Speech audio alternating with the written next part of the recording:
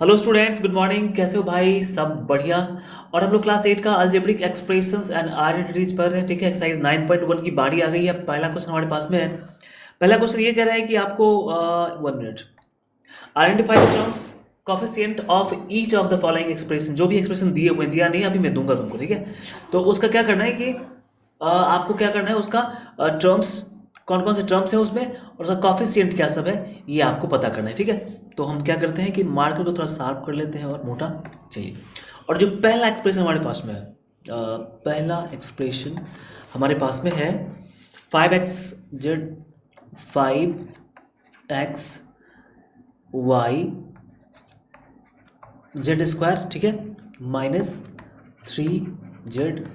देखो यही है हमारा एक्सप्रेशन। ठीक है, तो क्या करना है इसमें, क्या करना है, सबसे टर्म्स को लिखना है, कौन कौन से टर्म्स हैं इसमें, और जो टर्म्स हैं उसका कॉफिशिएंट भी लिखना है। कोई नहीं, हम लोग लिखेंगे। जस्ट देखो, मैंने क्या बताया था कि जहाँ भी प्लस और माइनस आता है तो वहाँ पे टर्म्स अलग हो जाते हैं। तो जरा सा गौर से देखो, यहाँ पे माइनस आया हुआ है, ये वाला माइनस। ठीक है, तो इसके पहले वाला ये टर्म हो गया और इसके बाद वाला ये टर्म हो गया। ठीक है, तो कौन कौन से टर्म्स होंगे लिख लेते हैं।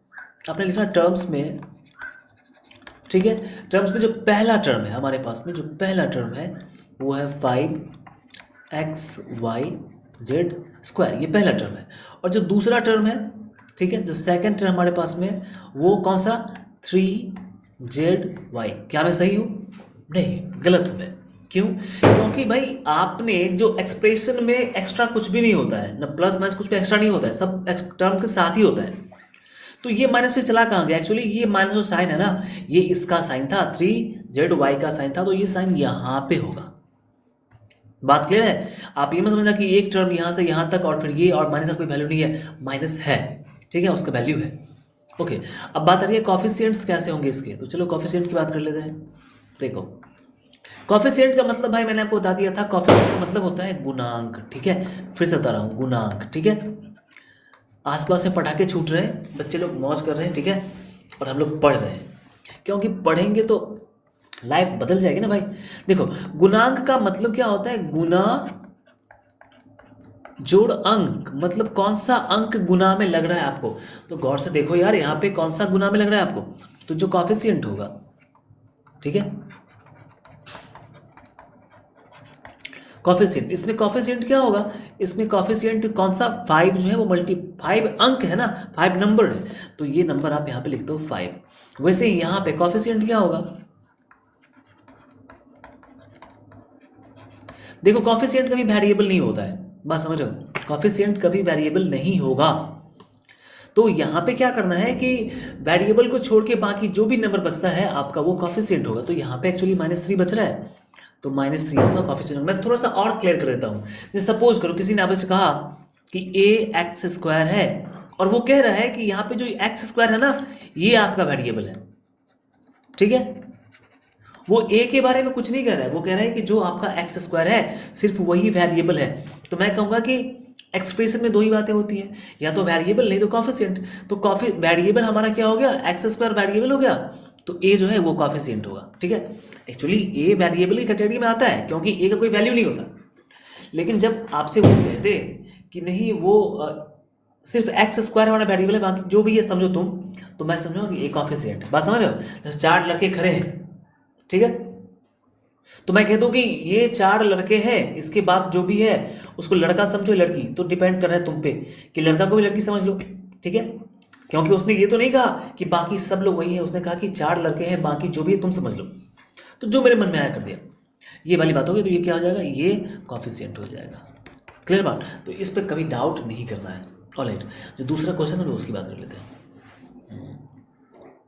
यहाँ पे देखो भाई, दूसरे नंबर में हमारे पास जो एक्सप्रेशन है 1 + x + x²। ठीक है, 1 + x + x²। तो यहाँ पे तो तुम टर्म्स आराम से लिख सकते हो। यहाँ पे जो हमारे पास में टर्म्स होंगे, ठीक है, पहला टर्म जो होगा वो 1 होगा, दूसरा टर्म जो होगा वो x होगा, और जो तीसरा टर्म होगा वो x² होगा। अब तुमने कहा कि सर आपने यहाँ पे माइनस था तो माइनस लिखा, प्लस तो आपने लिखा नहीं। तो भाई प्लस हम कभी लिखते नहीं है पीछे, प्लस आगे लिखते हैं, पीछे नहीं लिखते हैं। बात समझ रहे हो? तो इन सब के पीछे प्लस है, लेकिन मैं लिखूंगा नहीं। जैसे कि यहाँ पे x के पीछे प्लस है, मैंने लिखूंगा। इसके पीछे प्लस है, मैं लिखूंगा नहीं, लेकिन माइनस होता तो लिखता, ठीक है, क्योंकि ये दुनिया वाली बात है। बिल्कुल समझो कि मैथमेटिक्स दुनिया से जुड़ा हुआ है। लोग क्या करते हैं, आपकी अच्छाई नहीं देखते, सिर्फ आपकी बुराई देखते हैं। बस समझ लो, आप 100 अच्छा काम कर लो, कोई दिखेगा, एक काम गलत कर दो, सब कहेगा यार ये तो खत्म लड़का है। वही बात यहाँ भी है कि पॉजिटिविटी हम नहीं देख रहे हैं, हम नेगेटिविटी देख रहे हैं। तो नेगेटिव साइन को देखते हैं, पॉजिटिव को नहीं देखते हैं। तो ये बात ध्यान रखना। ऑलराइट, ये 3 टर्म्स हो गए। अब तुमसे पूछने कॉफिशिएंट क्या है इसका, तो यार आसान है, मैं आप सिंपली बताता हूँ आपको। देखो 1 तो भाई ये जो आपका है यहाँ पे वेरिएबल है ही नहीं, तो कॉफिशिएंट हमेशा वेरिएबल के पास में होता है। बात समझ लो। कोई हमसे कहते हैं कि भाई ये जो है यहाँ पे 2 लिखा हुआ है, 2 का कॉफिशिएंट क्या है, मैं कहूँगा 2 का कॉफिशिएंट नहीं है, 2 तो खुद ही एक नंबर है, ठीक है, 2 नंबर है, 2 कॉफिशिएंट नहीं है। क्लियर, 2 एक नंबर है, ये कॉफिशिएंट नहीं है। लेकिन ये 2 किसी वेरिएबल के मल्टीप्लिकेशन में, सपोज करो कि यहाँ पे 2x आ गया, मैं कहूँगा हाँ अब ये 2 क्या है, कॉफिशिएंट है, क्योंकि ये क्या है, ये देखो ये x के साथ मल्टीप्लिकेशन में। क्लियर है बात। फिर 2 प्लस एक्स आ गया, तो अब मैं ये नहीं कहूँगा कि 2 कॉफिशिएंट है, क्योंकि 2 और x के बीच में मल्टीप्लिकेशन नहीं, यहाँ पे क्या है, पॉजिटिव साइन है, हम लोग ऐड कर रहे हैं, तो एक्चुअली क्या हो गया, ये कॉफिशिएंट नहीं है। डाउट क्लियर हो रहा है ना? ऐसा नहीं है कि मैं बता रहा हूँ डाउट नहीं क्लियर हो, इसलिए जो कुछ तुम्हारे टॉपिक में है, बुक में इतनी सी बात बताई है, मैंने उस बात को इतना इलाज करके एक क्वेश्चन बताता हूँ ताकि बच्चे सीखें, उनको कभी कोई डाउट ही नहीं रहे। अब जो क्वेश्चन 4-5 है मैं यहाँ बता देता, कहता भाई बात खत्म। तो क्या तुम ये सब सीख पाते, क्या इन बातों को तुम सीख पाते, क्या तुम इन बातों को सीख पाते, नहीं सीख पाते, ठीक है। तो वक्त लगता है, तो उस वक्त के साथ साथ हम बहुत कुछ सीखते भी हैं। सो ये मत देखो कि सर आप इतना लंबा खींचते हो, यार मैं बकवास थोड़ी करता हूँ, मैं तो पढ़ा रहा हूँ तुमको। ऑलराइट, तो यहाँ पे 1 कॉफिशिएंट नहीं, 1 तो नंबर है, ठीक है, एक्स है। अब लेकिन एक्स के पास मेरे को कुछ दिखाई नहीं पड़ रहा है, कोई नंबर नहीं है। भाई मैंने पढ़ा था कि किसी भी कुछ भी हो उसको 1 से मल्टीप्लाई करो वो उतना ही रहता है। तो अगर मैं x को 1 से मल्टीप्लाई करूं तो वो x ही रहने वाला है, तो मैं x को 1 इंटू एक्स लिख सकता हूं। इसी तरीके से जब यहाँ पे एक्स स्क्वायर है, तो मैं क्या देख रहा हूँ कि यार एक्स स्क्वायर है, तो अगर मैं इसको 1 से मल्टीप्लाई कर देता हूँ तो वो एक्स स्क्वायर ही रहे, क्योंकि मैथ कहता है कि किसी भी चीज़ को आप 1 से मल्टीप्लाई कर लो वो चेंज नहीं होता है ना। तो हमने क्या किया कि यहाँ पे कर दिया। अब देखो कॉफिशिएंट क्या है, तो मैं कह सकता हूँ कि भैया यहाँ पे जो कॉफिशिएंट है ये 1 हो गया, ये 1 कॉफिशिएंट है। तुम लिख लेना ऐसे करके, मैं बस समझा दे रहा हूँ, ठीक है। मेरे को ऐसा थोड़ी है कि मैं एग्जाम दे रहा हूँ कि मेरे को सॉल्यूशन चाहिए, वो तुमको देना है। तो बात यहाँ पे आ गई, ऐसे करके तुम बता सकते हो कि यहाँ पे एक्स का कॉफिशिएंट 1 है और एक्स स्क्वायर कॉफिशिएंट भी 1 है, ठीक है। अब खींच देते हैं एक लाइन यहाँ पे, ठीक है, यहाँ पे एक लाइन खींच देते हैं, आगे की बात करते हैं। जो तीसरा एक्सप्रेशन हमारे पास में है, थर्ड एक्सप्रेशन, ठीक है, थर्ड एक्सप्रेशन हमारे पास में क्या है, 4x स्क्वायर वाई स्क्वायर, ठीक है। बुक मेरे पास में है, मोबाइल में ही मैंने बुक को डाउनलोड कर लिया है, इसलिए मैं मोबाइल में देख रहा हूँ। 4x square Y square Z square plus Z square. तो यहाँ पे तुम कंफर्म हो गए हो कि भाई यहाँ पे जो टर्म्स होंगे, सर ने क्या बताया आपको कि जो भी पॉजिटिव और नेगेटिव साइन के साथ जुड़े हुए हैं वो सारे टर्म्स हैं। तो यहाँ पे आप गौर से देख सकते हो कि यहाँ पे ये जो बात है, इसके बाद माइनस का साइन है, तो फिर ये टर्म अलग हो गया, फिर यहाँ प्लस है तो ये भी अलग हो गया। मतलब कितने टर्म्स है, 3 टर्म्स है। कौन कौन से, तो तुम लिख सकते हो 4x स्क्वायर वाई स्क्वायर, ये पहला टर्म हो गया, कॉमा दे देते हैं, फिर लिखते हैं 4x square Y square Z square, तीसरा दूसरा टर्म हो गया। और जो तीसरा टर्म है वो प्लस नहीं देना है, जेड स्क्वायर, ठीक है। ये प्लस मैंने गलती से डाल दिया यहाँ पे, तो कंफ्यूज करने के लिए इसको मिटा देते हैं, ठीक है। चलो ये टर्म्स हो गए। अब बात कर लेते हैं हम किसकी, कॉफिशिएंट की बात कर लेते हैं। तो कॉफिशिएंट में फिर से वही बात है, मेरे फेस पे तो आई थिंक नहीं आ रहा ना लिखा हुआ, कि आ रहा है, ठीक है। चलो बगल में लिख लेते हैं, यहाँ पे जगह काफ़ी है, चलो ये भी देखना पड़ता है, मैं दिखाई नहीं पड़ रहा हूँ खुद को, ठीक है। चलो अब यहाँ पे बात कर लेते हैं coefficient, coefficient of 4x square Y square, ठीक है। ये कितना हो जाएगा, तुम जान रहे हो कि जो भी नंबर मल्टीप्लिकेशन में है, तो यहाँ पे जो कॉफिशिएंट है मैं से लिख देता हूँ बस, यहाँ पे कॉफिशिएंट 4 हो जाएगा, यहाँ पे कॉफिशिएंट तुमको पता है -4 हो जाएगा, 4 नहीं -4, और यहाँ पे कोई नंबर नहीं है भाई, वो 2 पावर है, मल्टीप्लिकेशन में नहीं है। बात समझ रहे हो, वो पावर है, मल्टीप्लिकेशन में नहीं है। तो यहाँ पे मल्टीप्लिकेशन में जब कुछ भी नहीं है तो 1 होता है, तो इसका कॉफिशिएंट कितना है, 1 है। तो इस बात को आप नोट कर लो, ठीक है। 3 क्वेश्चन हो गए। चलो आगे बढ़ते हैं हम अगले क्वेश्चन की तरफ। भाई नया पेज आ जाओ, नहीं आ रहा है, सेव कर रखा था मैंने। चलिए कोई नहीं, 1 मिनट भाई। चलो यहाँ पे देखते हैं। ओके, अब जो चौथा क्वेश्चन है, चौथे नंबर का क्वेश्चन यहाँ पे देखो। ये देखो यहाँ पे अपने पास में है 3p minus P minus Q, 3 minus P Q, फिर plus Q R minus R P, plus Q R minus R P. तो हम लोग कंफर्म हो गए हैं अब कि कोई परेशानी वाली बात नहीं है। सर ने बता दिया कि टर्म्स कौन कौन से हैं, तो हम टर्म्स को लिख देते हैं। टर्म्स, पहला टर्म हो गया 3, दूसरा टर्म हो गया -5p। बच्चे समझ रहे होंगे, आई थिंक आप समझ रहे हो तो जल्दी कमेंट में बता दो कि सर मैं समझ रहा हूँ अच्छे से, ठीक है, कोई कंफ्यूजन नहीं है। कंफ्यूजन होगा तो मैं आपको लास्ट में नंबर दे दूँगा, व्हाट्सएप नंबर, आप वहाँ से मुझे कॉन्टैक्ट कर लेना कि सर मैं यहाँ पे नहीं समझ पाया, स्क्रीनशॉट भेज दोगे, मैं समझा दूंगा, ठीक है। इतना हेल्प नहीं कर सकता हूँ।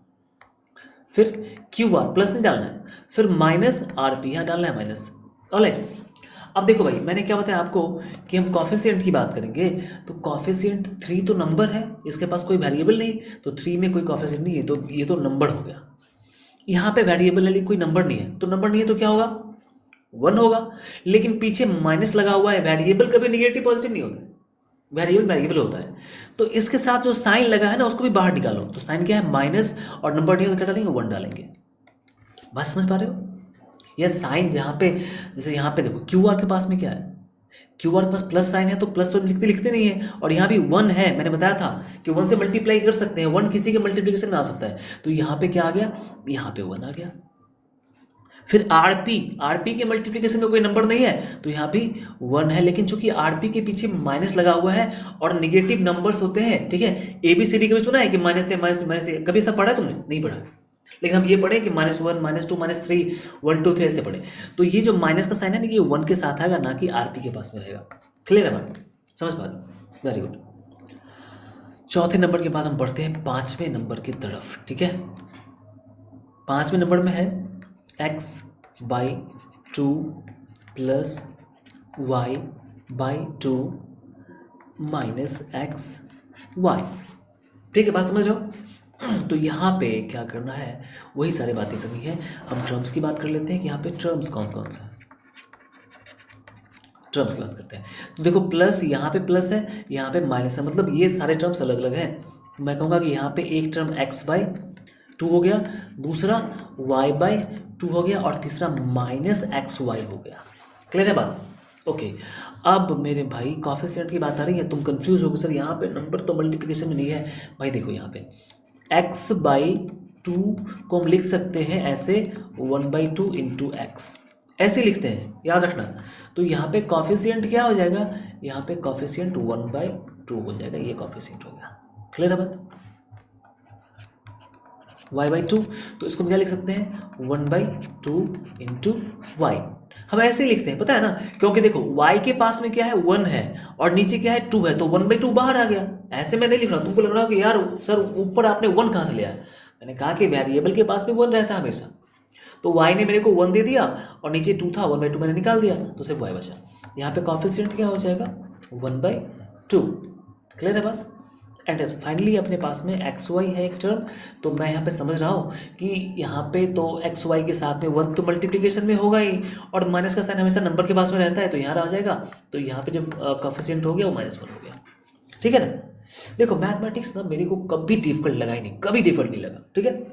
हाँ ये बात और थी, कभी मैं कमज़ोर था, लेकिन इसलिए ताकि क्योंकि मैं पढ़ नहीं रहा था। जब मैंने पढ़ना शुरू किया तो मेरे को लगा कि मैथमेटिक्स तो बहुत आसान है, और क्यों ना बच्चों को बताया जाए, बच्चों को मैं प्रूफ करके दिखा दूँ कि देखो मैथमेटिक्स कितना आसान है।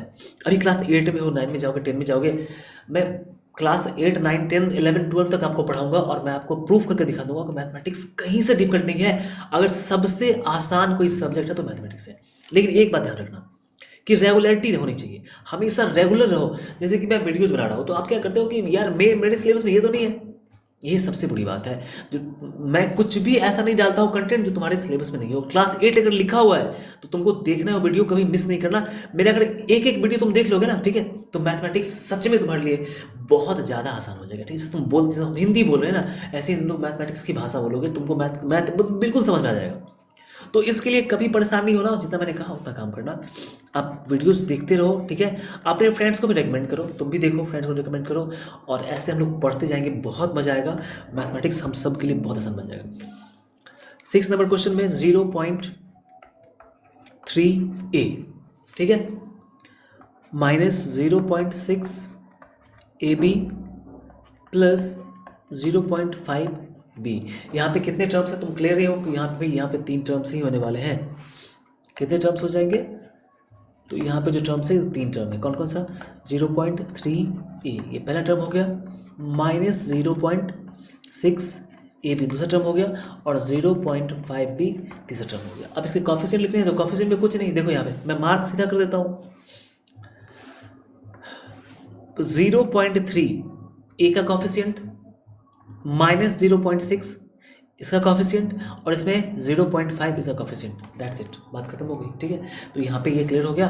और आपको इसमें कहीं भी डाउट लगा हो तो स्क्रीनशॉट कर लेना, ठीक है, और मेरे को व्हाट्सएप पे आप भेजना। जब डाउट हो तो ऐसे नहीं भेजना है, ठीक है, पूछ सकते हो। मेरे कोई वीडियो में कोई प्रॉब्लम हो तो स्क्रीनशॉट ले लो और मेरे को व्हाट्सएप पे भेजो, आप बता के कि सर यहाँ पे मैं नहीं समझ पा रहा हूँ, मैं समझा दूंगा, ठीक है। इतना मैं कर सकता हूँ, ताकि मैं ये चाहता हूँ कि जो कुछ भी मैंने समझाया वो 100% समझ में आना चाहिए। तो मे भी आपको 90% समझ में आया और 10% कहीं बचा हो, तो इसके लिए आपको मैंने ये दे दिया, ठीक है। यहाँ पे खत्म होता है। क्वेश्चन नंबर 2 अपने पास में है, बहुत अच्छा क्वेश्चन है, वो भी देखेंगे, लेकिन इस वीडियो में नहीं, नेक्स्ट वीडियो में, ठीक है। वीडियो तो बहुत लंबा हो गया, एक क्वेश्चन में इतना समय लग गया, कोई नहीं, मिलते हैं फिर नेक्स्ट वीडियो में। चैनल को सब्सक्राइब जरूर कर लेना, ठीक है, और बेल आइकन को प्रेस करना ताकि आगे वीडियो आपको मिल जाए। तब तक के लिए बाय एंड टेक केयर।